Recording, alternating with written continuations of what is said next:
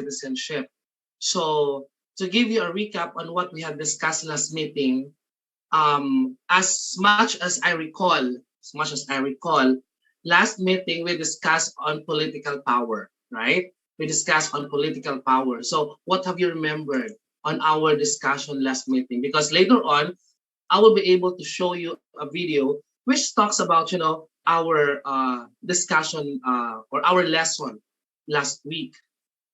Kasi if you notice, di ba nagsend ako sa inyo ng PowerPoint? Yes, sir. Have you read the PowerPoint? Nabasa na yung PowerPoint? Yes po, sir. Oo. Yung PowerPoint natin actually is, I believe in your intelligence, and I believe that, by mere reading the PowerPoint, you can actually, understand the PowerPoint, because our topic actually today is government, Spanish colonization, Commonwealth, and the Third Republic. And these topics were already discussed to you so many times in your elementary days. Di ba? Alam naman natin that we are being colonized by Spaniards for more or less 300 years, and we were ruled by the Spaniards through a governor general appointed by the King of Spain, di ba? Kumbaga sisiw na lang sa atin to. Chicken discussion na lang sa atin ang Spanish colonization. So I believe in your intelligence that by mere reading the PowerPoint, you can actually understand what is in the PowerPoint. So now we'll be able to discuss more pressing issues of the world today. We all know that that Russia and Ukraine had the previous conflicts, and it actually related to what we had discussed last meeting. So last meeting we discussed on political power, we discussed on the sources of national power, we discussed on the methods of exercising national power. As a video na panonoorin natin ngayon, doon natin malalaman ang mga sinasabi natin last meeting. 'Di ba? And let's try to understand para makarelate tayo doon sa issue na kinakaharap ng mundo ngayon. Na kinakaharap at nakaharapin pa ng mundo natin ngayon. So, what are the three dimensions or sources of national power ulit? May I know? Siguro I have to call Miss Pineda. Miss Kimberly. Miss Queen, ano yung mga sources of national power, or what are the dimensions of national power? Siguro I'll give one and you give the two. First is military power. So what are the other two? And we discussed that those powers are inseparable. They are interdependent with each other. So what are the other two powers? Economic and psychological. Yeah, that's economic and psychological power. And military power is very vital or very important source or sources of national power, and it deals with the power of a state in terms of its military. Diba? Kaya meron tayong mga tinatawag na mga superpowers, weak powers, diba? Meron mga country o mga states na walang kalaban-laban because they are very weak. And we also discuss on economic power, diba? Which deals about how rich the country or how rich a countries are. And psychological power deals with the image, the image of the nation or its influence to the international community. So those are, the sources of national power. And sabi ko nga sa inyo, I don't know kung binanggit ko dito sa inyo, and one also of the sources of national powers is the people. Pwede rin. Kasi we can actually connect that to economic power because people are consumers. So one of the sources also. And of course, we also discussed on the methods of exercising national power. Diba? First is persuasion or through influence, and second is yung persuasion or through influence is a more democratic and more diplomatic way of of exercising national power through through persuasion, through the image of the nation. The nation can actually change the behavior of other nation. So that's persuasion. And we also have punishment, diba? By imposing or inflicting punishment like economic sanctions, mga yon, o yung pag-restrict, di ba? Pag-restrict ng isang bansa, di ba? Ng isang bansa on on transacting, transacting international banks within their territories. So those are examples of economic sanctions. And of course, we also have offering rewards, which deals about giving economic aids for uh, for economic development, granting loans, and etc. And of course, the list that a country must do to exercise its national power is through physical violence and through force. And it actually resulted into a war, di ba? Yung paggamit ng force or paggamit ng military force in in acquiring its goals and objectives or national interest. So I will be able to show you because we are all affected, di ba? We are all affected to it. Kasi di ko alam kung naging student ko kayo sa contemporary world, that countries are interdependent with each other. Countries are interconnected with each other. Ba kailangan natin ang bawat ang isa't isa, kumbaga, 'di ba? Kasi ang mga countries na yan nagbibigay sa atin ng iba't ibang mga benepisyo para tayo makasurvive pagdating sa ekonomiya, 'di ba? At pagdating sa pakikipag-ugnayan o pakikipagkalakalan. That's why we are affected. So I will be able to show you a video, and later on, let us put our thoughts in this class para makita natin o maintindihan natin kung ano yung nangyayari sa mundo ngayon. Kasi as you can see, di ba? Kaya ko ini-skip yung week 4 natin kasi alam ko na yung week 4 natin ay lang yan, kumbaga refresher lang yan ng ng mga pinag-aralan natin noon pa. 'Di ba? Sino bang hindi nakakaalam dito na sinakop tayo ng mga Kastila? 'Di ba? Kahit mga batang paslit alam ng mga 'yan. 'Di ba?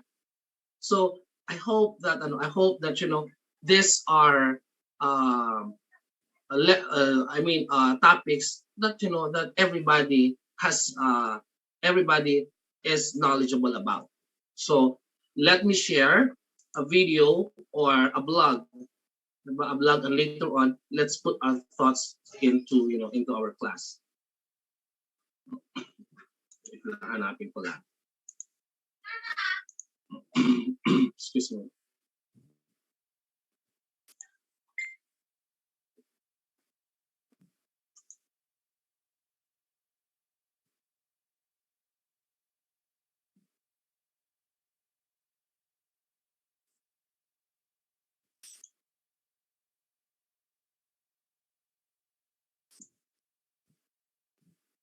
You could.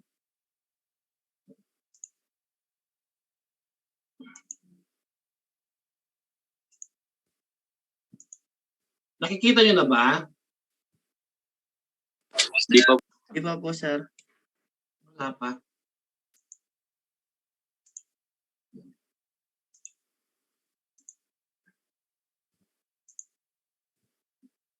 So, nakikita niyo na? Yes po, sir. Yes, sir.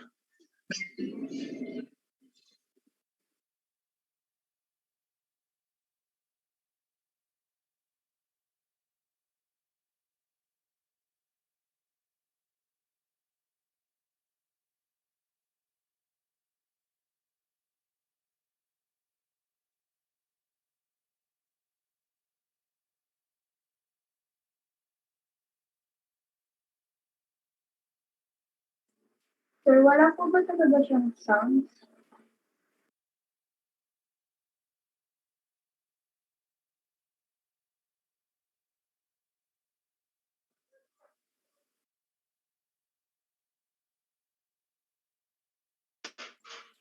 Sir. Sir, wala po siyang music, sounds.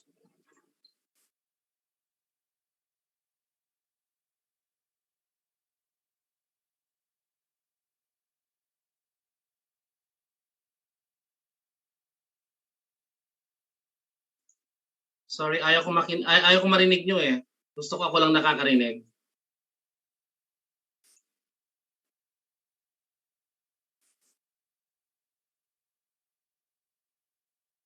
On Ukraine.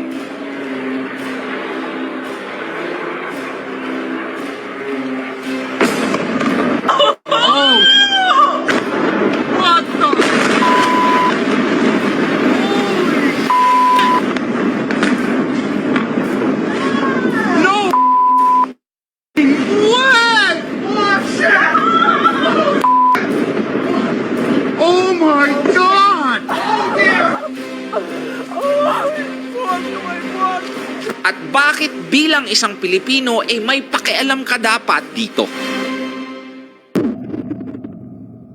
Just to give you context, Russian President Vladimir Putin has already started invading Ukraine. I decided to conduct a special military operation. Its goal is the protection of the people who, for 8 years, suffered from abuse and genocide from the Kiev regime. Ang dahilan kung bakit niya gustong i-invade ang Ukraine is that he wants to demilitarize Ukraine to protect Russia. Although maraming nagda-doubt sa sinasabi niyang dahilan because of its lack of evidence. According to The Guardian, the real reason as to why Putin wants to invade Ukraine is to keep NATO, which is North Atlantic Treaty Organization, or mga Western alliances, out of Ukraine from the Russian border. Or here's the thing. Recently kasi, Ukraine has been in deep talks with NATO or North Atlantic Treaty Organization. Sabihin na natin na ang NATO is an alliance ng mga countries in their military powers. Just think of it as the Avengers ng mga countries. Nagsama-sama sila para malakas. Kabilang sa mga bansa na members ng NATO, ang mga malalakas na countries that has known friction with Russia, which is USA, UK, and 28 other European countries. Now, if Ukraine will be part of NATO, super lapit na nito sa borders ng Russia, and it will put Russia in a geological disadvantage. Hindi kasi friends ang Russia pati ang NATO. So Putin makes his move to get Ukraine to prevent that future from happening. Although there's a lot of people who's condemning the Russian invasion, there are still a lot of Filipinos who doesn't seem to be affected by this.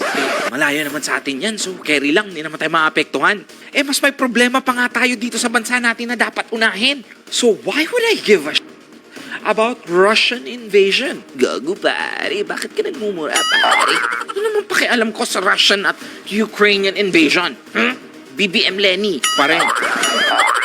Which is very wrong. And this is the reason why this vlog is made. Why you, bilang isang Pilipino, should give a damn about this. Because the Russian invasion will have huge consequences for millions of people, hindi lang sa Ukraine, pero sa buong mundo at kasali na doon ang Pilipinas. Here's reason number 1. Magkakaroon ng price surge. Russia is the world's third largest producer of oil at ang pinakamalaking supplier ng natural gas sa Europe. Meaning, the economic sanction it faces will also be felt dyan mismo sa bulsa mo as energy prices soar. Tulad sa price ng LPG at ng oil. Reason number 2, this is a threat to democracy. The Russian invasion is a violation to Ukraine's self-determination. And hence, it breaks international law. Russia is actually sending out a message na ang malalakas na bansa ay pwedeng gawin ang kahit anong gusto nilang gawin sa mga mahihinang bansa. And you know where the Philippines' strength as a country lies in. And we're not even close to powerful. Reason number 3, the cost of human lives. According to US officials, a full-scale invasion could kill 85,000 people. As of right now, in recording this video, there are already been 8 lives that has been killed because of the invasion. And there will be displaced people that is around 1.5 million, leading to another refugee crisis along with huge amounts of suffering. Remember Syria. And reason number 4, all of this could escalate to World War III. I hope I'm wrong, but this kind of agitation from both countries and other superpower countries like US would support Ukraine, this could easily escalate to World War III. And if that happens, this could be the bloodiest war in human history, as both countries would summon their nuclear weapons. Nuclear weapons being deployed will have a devastating effect sa buong mundo, which could lead to wiping out almost 90% of the human population, including Philippines.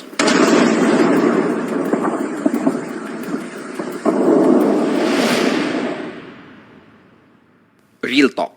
We're living in a very fragile time, and I pray this would not lead to further loss of lives in World War III. May we support and pray the Ukrainian government to be able to withstand this kind of invasion. And having this kind of situation keeps me grounded and being grateful on the things that we have and we are experiencing right now. That yung mga problema na hinaharap natin day to day is nothing compared to those people that is being invaded right now. This should give us another perspective in life kasi sa kanila it's a matter of life and death.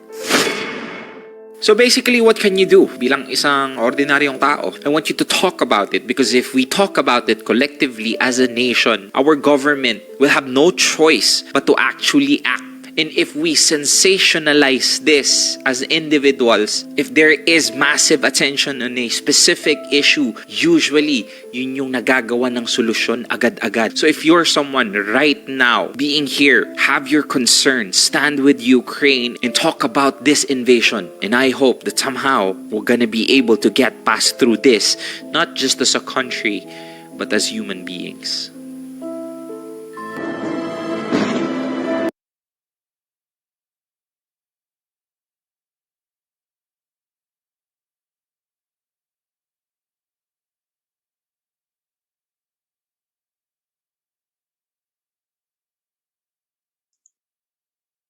Okay, actually, this is world politics, right? This is world politics. So you've watched the video, and I believe that you already have formulated your thoughts. So pwede na po tayong magtawag. Ibang ano naman, iba namang ano ngayon, ibang boses naman ngayon ang pakikinggan natin. Sino pa bang hindi natatawag?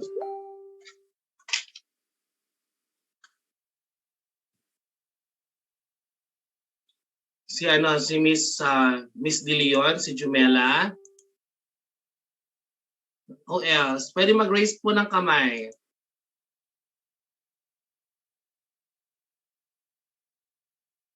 Si Miss De La Cruz. Who else? Okay, kasi may exam na, may quiz na tayo ng 12:20. Mag-open ng quiz natin ng 12:20. Kailan matapos tayo ng 12. Mr. Lorenzo? Lorenzo ba ito? Lorenzo Giao. Lorenzo Giao. Si Mr. Beltran. Kasi parang hindi ko pa nakikita itong mga to eh. Hindi pa naririnig. Siya kasi si Patricia. Okay. So I think we shall start with Miss Olivia. Yes, sir. Good afternoon po. Open cam tayo ne. Sorry.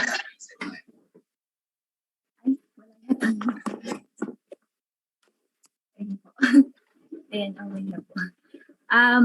Actually po, what I've watched po, parang nakakatakot po siya. Pero since na-discuss natin last time is about power, so by this time, nare-realize ko na how powerful pag yung military force, yung military power ng isang country is very stable siya and powerful. They could actually do what they want to do, like yung ginagawa ngayon ng Russia, because malit lang yung Ukraine, hindi siya capable, hindi niya, although may rin siya, meron din siyang military power, though mas malaki ang Russia, so actually they are parang nai-invade siya ng Russia. So And actually yung economic power din parang pinapakita rin ng Russia na because they are very rich country. So kaya nilang supplyan yung war. Parang kung magtatagal ito ng years, parang okay lang sa kanila. And us as Filipino, affected tayo kasi kagaya ng sinasabi nila, sila yung third largest na parang nagpo-produce ng natural gases. So affected tayo kasi dahil sa parang war nila. So ngayon ang like na-experience natin ngayon is tumataas na yung gasoline, yung mga gasol. So as parang a small country, parang yung problema nila nadadamay tayo kasi because of the economic power ng Russia. Yun lang po. Yeah. Yeah, correct. Because of because of because we are also affected with economic with the economic effect, di ba? Effect of that war. Kaya kung makikita ninyo, di ba? Kaya nga sabi natin noong una, military power is the most important, di ba? It is the most important dimension of national power. It is because a country can easily acquire or can easily get their goals and objective by employing their national their military powers. So yun yung isas, and they can actually they can always if they want to, di ba? If they want to, they can always violate the international law. Diba? Pwede nilang i-violate yun kasi they are very powerful, di ba? Pero hindi wag sana ganon. Kasi it's not violate. It's not violate. It's not the word violate. Pero they can impose, diba? They can impose using that power. Diba? Kaya nakakatakot talaga kung iisipin din natin. And sabi nga doon, we are not even close to a word powerful, diba? So how can we go against China? Diba? Paano tayo makakalaban sa China? But anyway, diba? That's very scary. Siguro let's try Mr. Beltran. Only BSC. Do I want this one? Mr. Beltran? Yes po, sir. Ano po yung tanong, sir? Your thoughts lang. Your thoughts on the video. Kasi tapusin lang natin to kasi alas 2 po, sir, yung iba mamaya. Yung epekto po ngayon ng gera, siguro po yung mga gas ng sasakyan, gano'n, sir. Lalo na ngayon, sir, sobrang taas na ng gasolina ngayon. Dahil sa gera na yun, dahil pangatlo po ata sila sa nagsusupply sa mundo ng soy ba yun, sir, at saka gas. Oo, ng gas. Oo. Kaya affected talaga tayo because pwede nilang though sila yung yung supplier ng gas sa Europe, pwede silang magtaas, di ba? At affected ang lahat ng lahat ng mga tao. Yun lang po. Okay, last Miss Kalalang.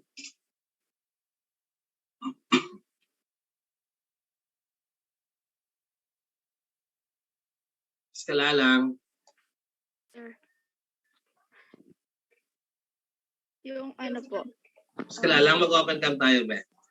Ayaw po ma-open yung camera, sir.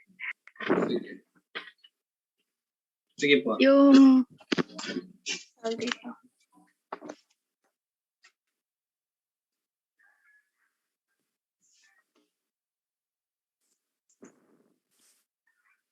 Yung sir, kapag yung parang pinakita ng Russia na yung mga malalakas, yung may mga power na bansa, kaya nilang yung mga walang kayang sa pagkikipaglaban ganun. Yung kaya nila sakupin yung mga bansang tawag dito.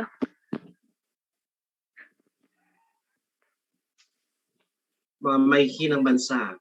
Yun po, sir. Yung mga mahihinang bansa po. Di ba? Totoo yan. Kaya-kaya nilang kaya-kaya nilang i-invade ang mga mahihinang bansa using, di ba?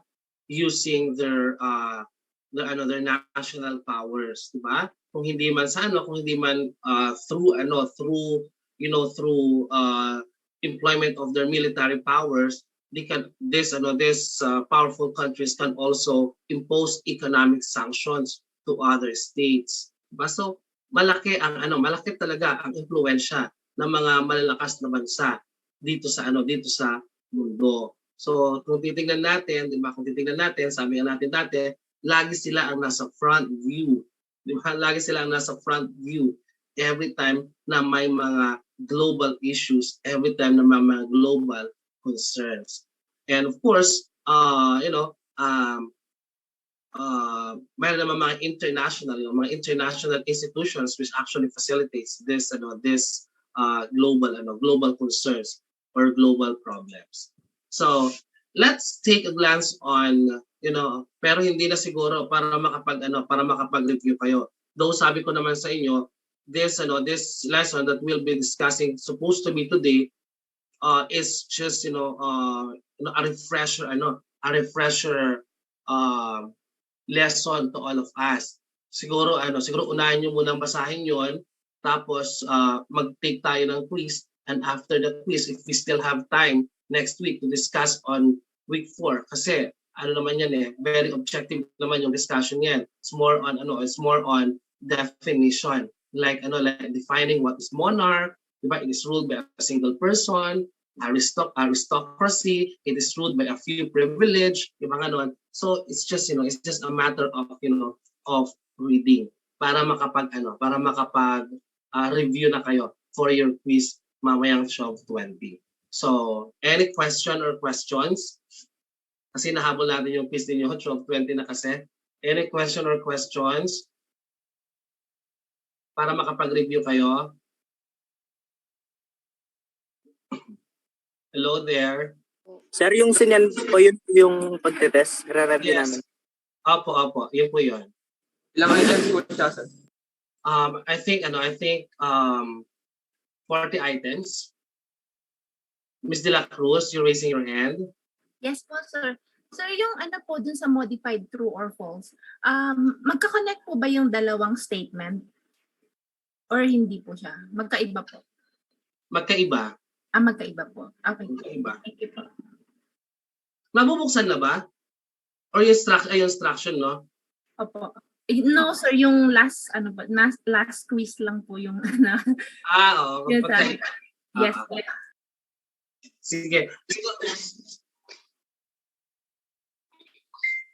Bakit? Ganun. Diyos ko ba, nakakatakot. Parang galit ata si Mr. Baril ka niyan, sir. May baril. Sige, siguro pwede na kayong mag-review, mag-start na magbasa dun sa PowerPoint para makapag-start kayo ng 12:20 na makapag-quiz. I will send the access code 10 minutes before the time para ma-prepare niyo ang sarili niyo. So if you want to stay, you can stay. If you want to leave, pwede kayo mag-leave para makapagbasa ng inyong mga ng PowerPoint. Thank you, sir. See you po. Thank you po. Wait lang. Oo nga pala. Miss Ellen, pwedeng mag-screenshot ka. Kung naka-cellphone ka, kahit yung participants lang sa send mo sa group chat. Thank you.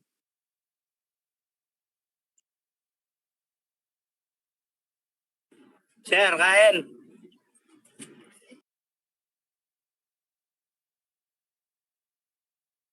Sige po. Okay na, Miss Ellen? Ano ba si Miss Ellen? Yes po, sir.